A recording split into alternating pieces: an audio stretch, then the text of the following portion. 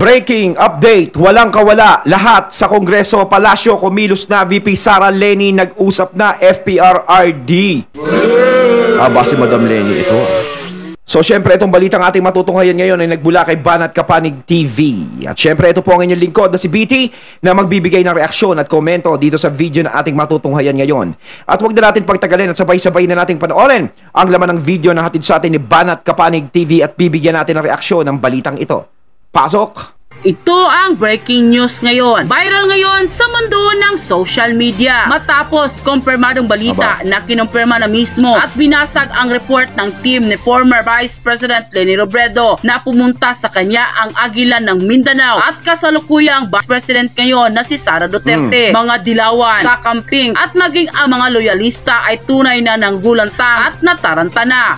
Former Vice President Leni Robredo. Madami talagang umalma sa nangyari na yan, di ba? Binasag na ang katahimikan. Pero bago ayan, nagsalita na si Madam Leni. Kung bago ka pa lamang sa aming channel, ay huwag kalimutang mag-like, subscribe at i-click ang notification bell para mas maging updated ka pa lalo sa lahat pa ng mga bagong videos na i-upload namin. At yun na nga mga kapanig, ganyan mang bulabog ang Agilan ng Mindanao. Tapos ang pagbisita ni Vice President Sara Duterte kay former Vice President Leni Robredo at nagulantang ang mga kakamping dilawan at maging ang mga loyalista. Hindi nga raw alam ng marami sa ating mga supporters ni Marcos Jr. kung ano na ang kanilang susunod na gagawin matapos silang sabay-sabay na mabulabog nang kumpirmahin mismo ng dating Vice President na si Leni Robredo na personal na nagtungo sa kanya ang kasalukuyang Vice President at former Mayor ng Davao City na si Sara Duterte. Para ano kaya nangyayari na, no? Lahat sila talagang parang sumisimpat siya na kay VP Sara. Kasi kahit sabihin natin na Vice President, nakipiesta si VP Sara, syempre, kahit pa paano, dinaanan niya si Madam Leni. Diba? Nakikimadam. Syempre, si VP Sara, may respetong tao yan. Kilala natin yan. Kumbaga dito pinakita ni VP Sara na hindi ako nagtatanim ng galit sa'yo. Ewan ko kung ikaw nagtatanim ka ng galit. Pero dahil sa siguro na humarap naman si Madam Leni ng maayos sa kanya. Diba? Parang nakalimutan ang lahat. Alam naman natin si Madam Leni, meron din silang hidwaan ni PBBM. Diba? Kumbaga ang taktika kasi ngayon, no? Lahat ng galit sa mga Duterte, kakampi doon sa kabila. O lahat naman ng galit niya sa kabila, nagiging kakampi ng mga Duterte ngayon. Siyempre, kung ano yung strategy na ginagawa nila, diba, doon sa kabila, hindi pa pwedeng hindi gawin ng ni VP Sara dito. Yung lagay ba, kayo lang. Hindi, diba? Pero si VP Sara hindi niya kailangan ng kakampi. Siya lang mag-isa kaya niya na yan. Lalong-lalo na siyempre, nandiyan yung suporta ng mga pamilya niya. Ng mga kapatid niya, ng tatay niya. Diba? Doon pa lang napakalakas na eh. At lalong-lalo na ang suporta ng taong bayan. Siguro sa nangyayaring ito, diba? Siyempre, pagpunta niya dyan sa Naga, siyempre, pagbibigay yan ng respeto ni VP Sara. Kaya siguro siya pumunta dyan. Pero siguro bukod doon, wala na sigurong pinag-uusapan tungkol sa politika. Diba? Labas naman siguro yun. Hindi na yung para sabihin ni VP Sara na mag-tandem tayo sa susunod. Diba? Kumbaga, kung gusto nila makapag-tandem kay VP Sara, kung meron man, kung si VP Sara ay tatakbo man na presidente, sila ang lumapit kay VP Sara, sila may kailangan. Alam nga naman si VP Sara pa mag-iikot-ikot. Yung maghahanap ng kakampi niya. Ang mga Duterte, tumayo yan na mga Duterte. Diba? Kaya kayang-kaya ng mga Duterte yan. No? Buo ang kumpiyansa kung kaya nila yan. Ngayon, kung merong mga taong gustong sumuporta sa kanila, no? May mga politikong gustong sumuporta at bumabaliktad ng earth, di good. Diba? Mustahin ang kanyang kalagayan, maging ang kanyang pamilya. Ngunit datapwat iba naman ang pananaw nito noong mga ilang mga political strategies dahil para sa kanila naging pag-aaral ay tila may naging ibig sabihing interview ni Leni Robredo at maging ang pagpunta ng biglaang ng pangalawang pangulo na si Sara Duterte sa Naga City. Tila pareho nga daw ng naging kapalaran. Sandali. Kung si Leni, kung si Madam Leni at si VP Sara ay magiging magkakampi, halimbawa lang sa eleksyon. Halimbawa, President si VP Sara, pwede mo ba tumakbong Vice President na naging Vice President na? Hindi, tanong ko lang mga katunay, ipaki-comment lang po sa comment box kung pwede ba yun. Diba? Pero alam ko mayor na itatakbo ni Madam Leni. Siguro sasama na lang kung ganun. Pero wala pa naman eh, di ba? Nilalagyan lang natin ang kulay. Hindi, halimbawa lang, di ba, no? Takin mo, supporter ni Madam Leni is 16 million ata nakuha niyang boto no, ng presidente. Tapos si VP Sara, 32 million. Ipagpalagay natin na matapyas yung 10 million. Halimbawa, loyalist yun, yung 10 million. May matirang 20 million. Diba? Plus 16 million. O, tanggalin na natin yung 1 million dun. Taas pa rin, diba? 36 million. 20 plus 16, 36 million. O, ipagpalagay na natin, tanggalin na natin yung ano, yung 6 million. Tanggalin na natin. 10 million na lang yung makuha ni VP Sara doon. 30 million pa rin. Taas nun. Paano mo hahabulin yun? Kung tatakbo kang presidente, lalabanan mo si VP Sara, tapos kapanalig si Leni. Diba? 30 million man rin. 30 million pa rin. Ang dating Vice President Leni Robredo at ang former mayor ng Davao at kasalukuyang Vice President ng Pilipinas na si Sara Duterte dahil si VP nabudol ni Marcos Jr. at ang Marcos ang administration matapos silang makaupo sa pwesto ay pinabayaan lang at tinraidor pa. Sa kaso naman ni former Vice President Leni Robredo nang matalo siya sa pagkapangulo noong 2022 election, iniwan na siya ng Liberal Party. Hindi, sa totoo lang, no? Simula nung natalo nga naman si Madam Leni nung eleksyon sa pagiging presidente, parang nawala na sa kanya yung kumpiyansa ng mga kasama niya. Di ba? Ibang mga kasama nga, tumalo na ng over the bakod eh. Di ba? Parang nawala na yung kumpiyansa sa kanya na parang, hindi naman malakas yan, hindi mananalo. Parang minaliit si Madam Leni. Dapat hindi ganun, Madam Leni. Huwag kang magpapaganon.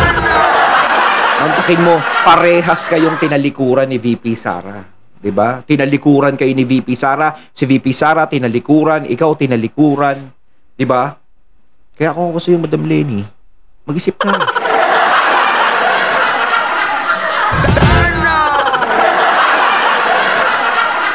Tapos sinakusahan ka pa ng daya ka daw sa eleksyon.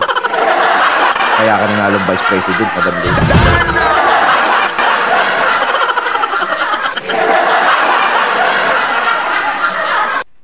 Binubulungan eh. No? Napag-alaman pala na tila balak pala noon na magprotesta ni Leni Robredo sa kanyang pagkatalo. Ngunit hindi raw ito tinuloy ng kanyang mga protesta dahil hindi naman siya nakakakita umano ng suporta mula sa kanyang mga dating kaalyado. Hindi, Madam Leni, yung tungkol dyan sa magpoprotesta ka doon sa nanalo si PBBM, tama lang yun na huwag ka na magprotesta kasi talagang yung mga panahon na kasing yun, 'di ba? Ang mga tao kasi noon hindi pa hindi pa ganoon lang nangyayari. Hindi pa ganoon ang nagiging resulta. Hindi nila akalain, 'di ba? Kaya syempre buong kumpiyansa lalong-lalo na syempre sumama si VP Sara doon sa samahan na 'yon. 'Di ba? So syempre buong tiwala binigay ng mga tao tapos syempre hindi nila inaasahan na biglang magkakaganito. Kaya talaga naging solid yung boto ng mga tao noon. So sa bagay na yon na ipoprotesta, medyo talagang Madam Leni, medyo talo ka na ng doon. Talo ka talaga. hindi ko dinidiin. Hindi talaga totoo mga atoy. Talo talaga siya noon. Kahit magprotesta siya, is matatalo pa rin siya doon. 'Di ba? Layo kasi. 'Di ba? Pero ngayon, ayan, medyo dito natin tutukan. Simula nung natalo ka nga is parang binaliwala ka na. Parang basura, itapon na natin to. Wala namang silbi. Kaya lang naman nila tinulak si Madam Leni na tumakbo sa mga ganto, ganyan, pinaka naging standard barrier na tama. Diba yung parang pambato nila is kasi syempre nung kaputukan kay Sir Jess, yung sa asawa niya. Syempre, 'di ba, parang yung kainitan na alam nila na maraming taong nakikisimpatya kay Sir Jess talaga. 'Di ba? Kumbaga doon sila kumapit. Kaya tinulak nila si Madam Leni. Sinamantala na yung pagkakataon. Ngayon, syempre, lumalamig na yung sitwasyon, hindi na masyadong napapag-usapan. yung nangyari at lalong-lalo na natatalo si Madam Lenny, 'di ba? Parang ano ka pa ba dito? Parang wala na. Pero hindi dapat ganun. Pagkatapos nyo gamitin, pagkatapos nung anuhin, iiwan nyo na lang bigla. Kasi biglang tumahimik si Madam Lenny. Pero ako, bilib ako dyan kay Madam Lenny. Oo, bilib ako. Kasi si Madam Lenny, no, nakikinig. Kahit kailan hindi siya napikon sa lahat ng mga bashers niya. Kahit na maraming vloggers ang tumitira sa kanya, binababoy na nga siya minsan eh. 'Di ba? Binigawan siya ng mga memes, mga comment. Hindi siya naiinis. Kahit masasama na yung sinasabi sa kanya. Doon ako sumaludo sa kanya. No? Hindi siya nagdemanda, hindi siya patanggal ko si ganito. Tinatanggap niya. Sige, magsalita kayo na magsalita. Karapatan niyo yan. Karapatan niyo, sige. Pakawalan. Hindi katulad ngayon. Kapag ikaw nagsalita ng hindi maganda, nagyadyaan yung patanggal ka, ipakulong ka, pagurgur ka. Diba? Hindi maganda yun. Dapat kasi yung katulad kay Madam Lenny, kay FPRRD, si FPRRD, ang daming bumabanat sa kanya. Pero hindi ginamit ni FPRRD ang posisyon niya para gantihan yung mga taong may atraso sa kanya. O gantihan yung mga taong bumababoy sa pangalan niya. Diba? Ang lagi nila sinasabi, karapatan nyo yan. Magsalita kayo, may demokrasya tayo. Binibigay nila yung demokrasya sa mga tao. 'Di ba? Mas maganda nga yung merong kang kritisismo na nadidinig, 'di ba? Kasi kapag wala kang kritisismong nadidinig, sinasabi ko pa ulit-ulit, hindi mo malalaman ang pagkakamali mo. Yun. At maging sa Liberal Party mula kina Trillanes, Laila de Lima at maging kay Risa Hontiveros dahil sila ay kakampi na sumisipsip ang umano kay Marcos Jr. at kalaunay si Trillanes talaga sigurado na yan. Maraming sasabihin yan, di ba? Ngayon pa nga may mga sinasabi na siya na nakaraan, di ba? Si Honti, wala din. Iniwan na siya sa ere. Kahit na napabalitang tatakbo siyang mayor sa Naga City, ay wala pa rin itong nakuhang suporta mula sa dating kaalyado at maging sa Liberal Party. Ayon pa sa latest vlog ni Maharlika, ay kanyang isiniwalat at ibinunyag na tila may kinalaman ba ang pagpunta ng kasalukuyang Vice President kina Leni Robredo. Posible nga kayang hindi ito patungkol ang nasabing meeting ng dalawa sa personal na issue lamang. Kung ating matatandaan, kamakailan lamang mga kapani na mayroon itong affidavit si Atty. Glenn Chong na tugma naman doon sa nasabing sumuko na ang may-ari ng Smartmatic noon. Kaya tila malakas ang hawak na ebidensya ni Atty. Glenn Chong. Ayon pa sa marami sa ating mga kababayan, hindi nga raw babalak nila ituloy ang protesta na di umanay ng daya itong si Marcos Jr. noong 2022 election. Kaya rin ba nakipag-usap si VP Sara kay Leni Robredo? May ganun? Ba?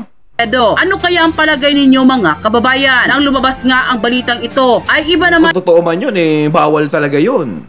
Pero sila na nakakaalam niyan, bayan mo sila.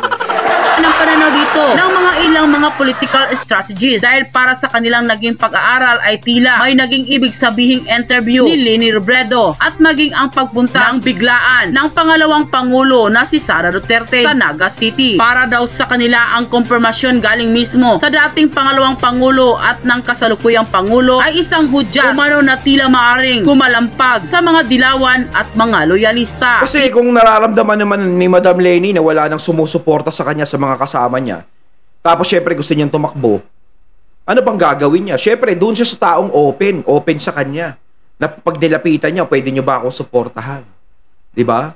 Pero medyo delicate si VP Sara, no? Hindi naman mawawala sa isip ng mga tao yan, hindi mawawala sa isip namin yan. Syempre ang gusto namin is ang pinoprotection natin ng ating Vice President kung ano yung nagiging desisyon niya, no? Sana nga is maayos, is tama. Kasi nga syempre alam niya na kung ano yung nangyari sa kanya ngayon. Kumbaga binigay niya ang tiwala niya pero ganyan ang nangyari sa kanya. Na sana wag nang maulit. Gaya niyan, si Madam Lenny is parang nagiging okay sila. Tapos si Tambi kinakampihan siya about sa budget. Pero ako tiwala ako kay VP Sara, alam niya ang ginagawa niya. Hindi bobong tao si VP Sara. Hindi mo basta-basta yan mapapasakay.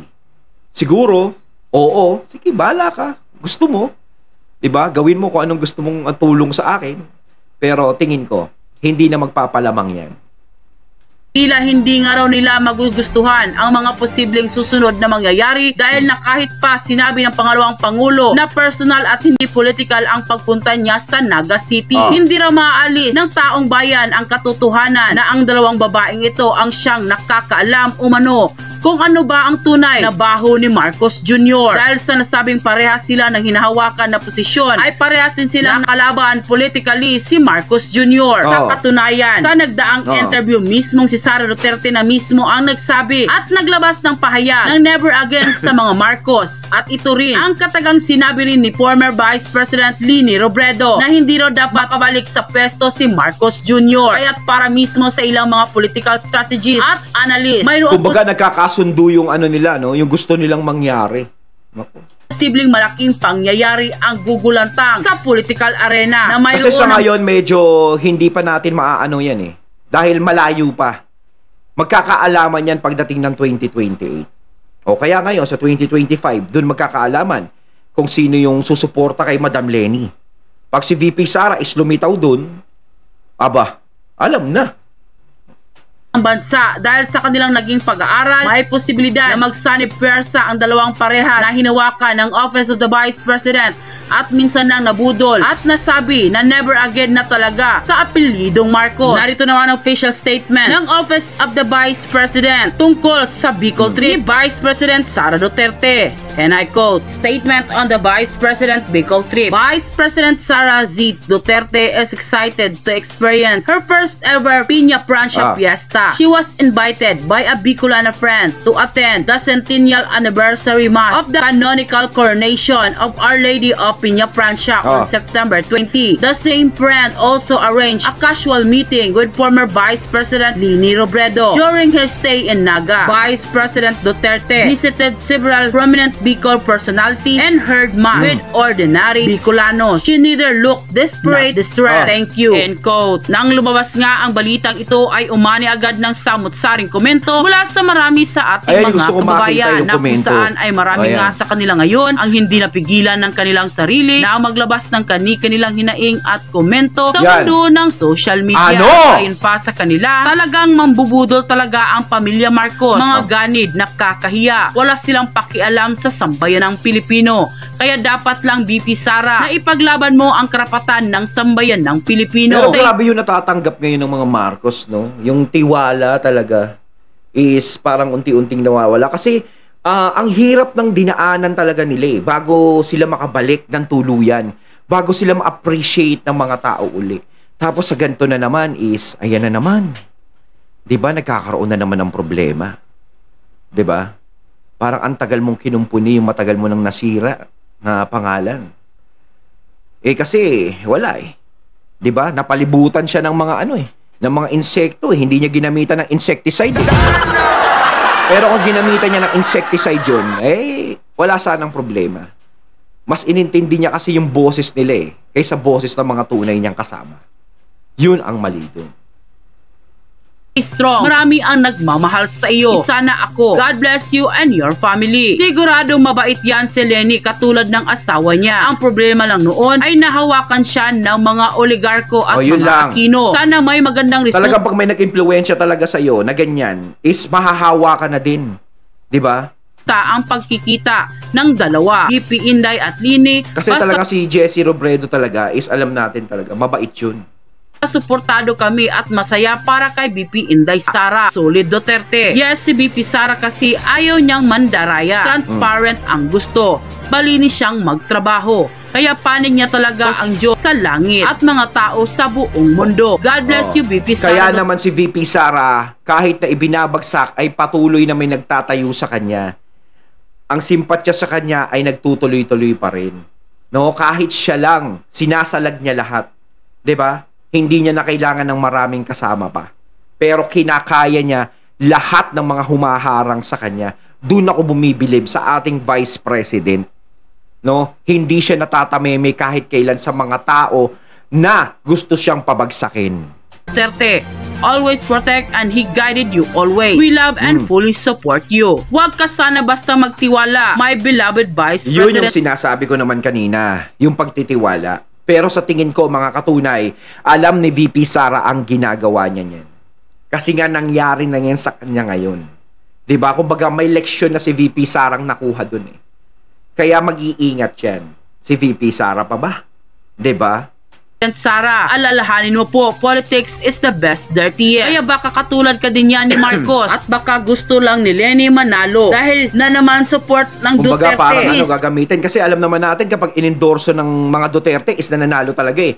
Kita mo naman si Tolentino, di ba? Hindi masyadong matunog. Pero kung hindi siya inendorso ng mga Duterte noon, hindi siya mananalo. Sigurado yan. Di ba? Malakas ang endorso ni FPRRD. Mantakin mo! Oh, dun nga sa 10K eh. Oh, di ba?